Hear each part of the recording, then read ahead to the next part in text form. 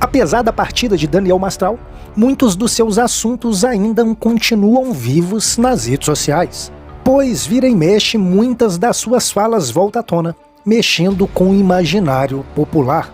Afinal de contas, Daniel Mastral era o herói ou o vilão? Para alguns, Daniel Mastral era o vilão da história. E tudo isso você vai ver agora. Se você quer ficar por dentro de tudo o que acontece no meio gospel e também na grande mídia, se inscreva agora em nosso canal, ative o sininho e coloque para receber todas as nossas notificações, dê um toque no botão curtir para nos apoiar. E sem muita demora, vamos ao vídeo.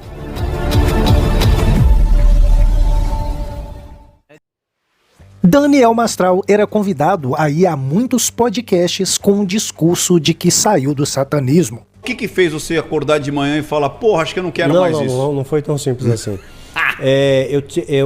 Eu fui orientado, né, que eu teria que fazer um determinado ritual, e nesse ritual, sim, eu teria que fazer uma execução, né, de uma criança. Né, e eu não tenho capacidade para isso. Quando chegou nesse ponto, aí sim você vai subir de patente. Mas para muitos, Daniel Mastral não passava de um charlatão mentiroso, como diz o tio Spook nesse vídeo. Confira. Eu vou contar uma coisa para vocês sobre o Mastral. Uma única pessoa percebeu uma coisa que ninguém percebeu. E ela veio e escreveu isso no canal. Quando eu fui no Flow e conversei com o Mastral, eu conversei com o Mastral em off. O Mastral achou que eu ia afrontá-lo, ele achou que a gente ia ter treta, ele achou que a gente ia brigar. Eu falei, calma, meu. Eu sou budista, a gente vai rir, vai brincar, a gente vai se divertir, fica tranquilo. Em off, eu falei pra ele, você é um sida, você é um depressivo e essa depressão vai te levar ao sítio. Ele só me olhou sério. Quando a gente entrou no podcast, e eu falei pro Igor, a gente conversou lá atrás, a gente conversou sobre algumas coisas, e eu falei o que estava atrás do Mastral, falei pra ele o que tem. E eu falei pra ele tomar muito cuidado com isso, porque pode ser algo que venha a ser prejudicial à vida dele. Ele conta muita mentira na internet. Vanessa, você é advogada. Ele fala que ele participou de uma seita satânica e que ele viu um sacrifício de uma criança. Só que ele não contou isso às autoridades. Não falou pra ninguém. Vanessa, ele foi cúmplice de um assassinato. O Ministério Público pode chamá-lo dizendo, amigão, eu vou ter que te indiciar porque você viu um assassinato. É crime. Ele disse que ele viu isso. Só que ele não falou pra ninguém. Então ele é cúmplice. Ele conta mentiras na internet. Então assim, o Mastral ele aumenta muitas coisas, ele inventa muitas coisas. Outro ponto. A questão de ele sempre está prevendo o final do mundo. Toda hora. Então assim, todo final do ano ele diz que os satanistas estão abrindo o portal para a destruição do mundo. Cara, isso daí chama-se histeria coletiva. O que também perfaz uma atitude não muito bem vista. Eu não posso criar uma histeria coletiva. Então, assim, tem coisas erradas. Tá? Então eu falo pra vocês. Eu não acredito no Mastral. Mas que ele é uma ferramenta interessante, curiosa, engraçada, ele é. O Mastral é uma pessoa engraçada. Ele é um potencial sida? Claro que é. Ele já tentou uma vez. Ele vai tentar de novo? Vai. Para o pastor Caio Fábio, Daniel Mastral simplesmente introjetou dentro da sua família aquilo que ele vivia falando, que era o próprio satanismo. E por esse motivo, seu filho e sua esposa tiveram um desfecho que todos viram, como diz Caio Fábio nesse vídeo. Confira. Eu só conheci como sendo alguém que falava muito de Satanás, que dizia que era filho de Lúcifer, era o pessoal que me contava, que ele tinha sido consagrado diretamente a Lúcifer desde criança e que cresceu como um filho de um satanista. Isso eram as histórias que eu ouvi. Eu nunca li nada dele, embora ele tenha me dado vários livros de presentes, alguns estão aqui em cima, mas eu nunca li nenhum livro.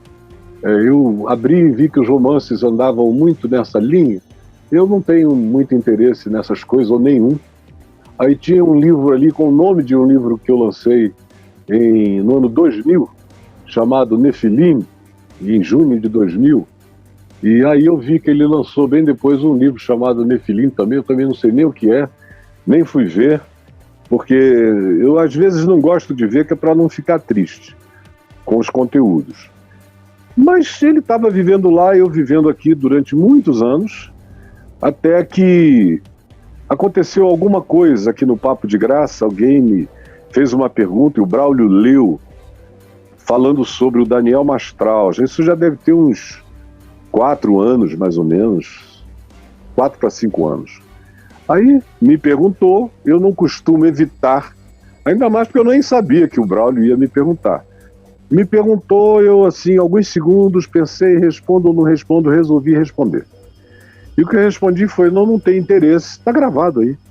Não tenho interesse, nunca tive, não tenho interesse nessas coisas, acho que essas ênfases são adoecedoras e gostaria, tudo que eu ouço não me impressiona bem, só me impressiona mal.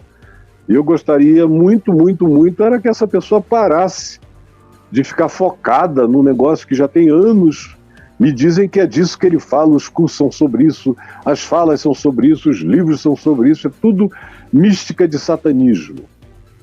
E filho de Satã, filho de não sei o quê, não tem nenhum interesse. Eu acho que isso tudo é tolice. Eu falei lá algumas coisas, e foi só isso que eu disse.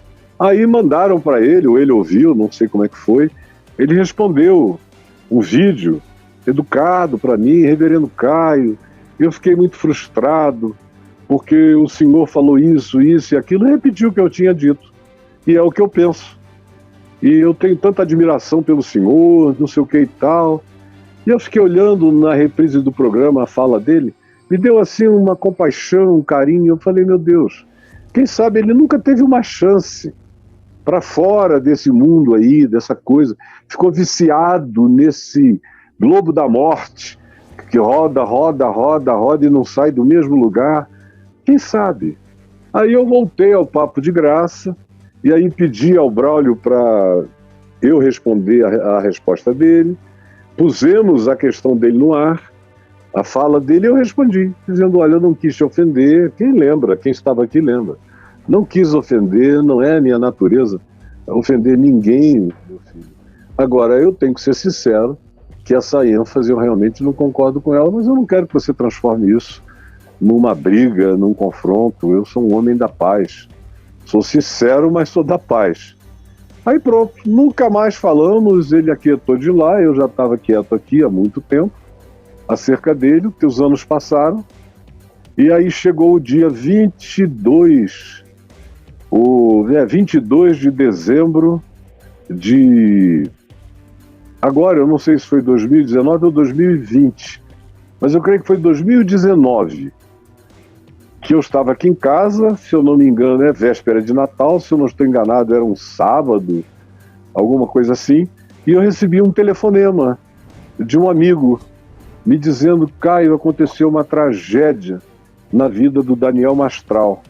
O filhinho dele, de 15 anos, se suicidou colocando a cabeça, o pescoço na linha do trem que passou de madrugada lá perto da casa deles e ele teve o pescoço decepado. Aí, meu Deus, me deu aquela dor horrorosa, horrorosa, de quem já perdeu o filho e de quem já lidou com essas questões de suicídios em famílias centenas de vezes, e me deu aquela dor por ele, pela esposa dele. Eu falei, rapaz, se você puder me dar o número desse moço, eu gostaria de ligar para ele, porque eu estou sentindo a dor dele, estou com o meu coração muito, muito oprimido pela angústia dele. Aí ele me mandou o número, eu liguei para o Daniel, e ele atendeu. Ele estava em alguma coisa, ele falou, reverendo, muito obrigado por ter ligado, eu estou no meio de uma coisa aqui, eu posso ligar para o senhor daqui a meia hora, alguma coisa assim, eu não tenho mais os detalhes. Aí ele ligou, a gente conversou, choramos, eu ouvi o choro dele e derramei minhas lágrimas com ele e solidarizei completamente. No primeiro dia eu não quis dizer nada, só orei com ele pedindo paz por ele, pela esposa, e foi só isso.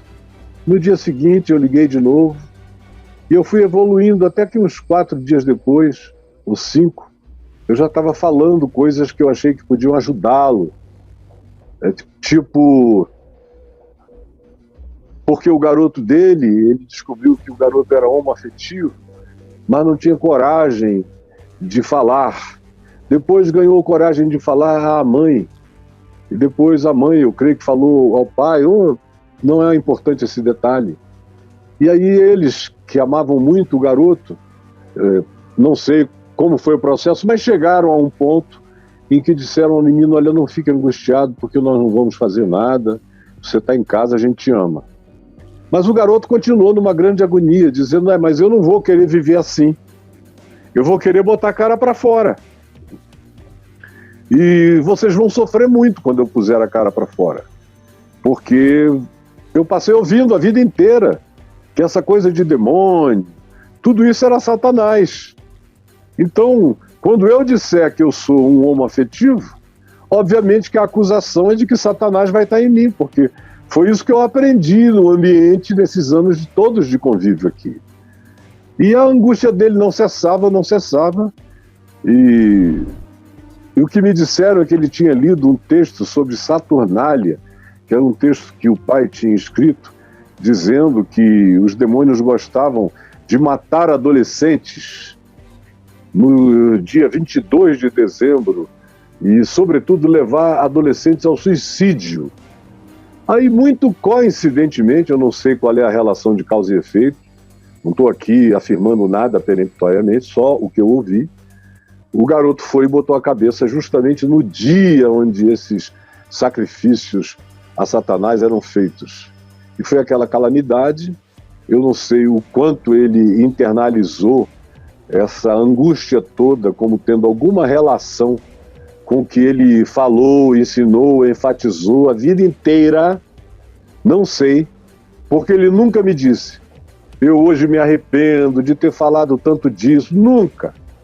Ele já começou a me tratar como se o vídeo do garoto tivesse feito ele deixar tudo que ele ensinou até então, durante não sei quantos anos, quase 30 anos, porque eu comecei a ouvir falar dele ainda nos anos 90, como se o vídeo do garoto fosse o bastante para ele deixar tudo para trás. Aí ele já começou a me tratar assim, porque isso, como se não fosse ele, como se ele nunca tivesse dado ênfase nisso na vida, como se os livros e os cursos não fossem acerca disso.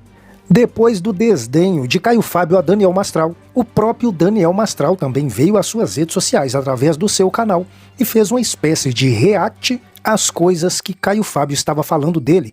Confira. Vocês já devem saber, viralizou aí na internet, né, de um vídeo que alguém perguntou para ele, você é amigo do Daniel Mastral?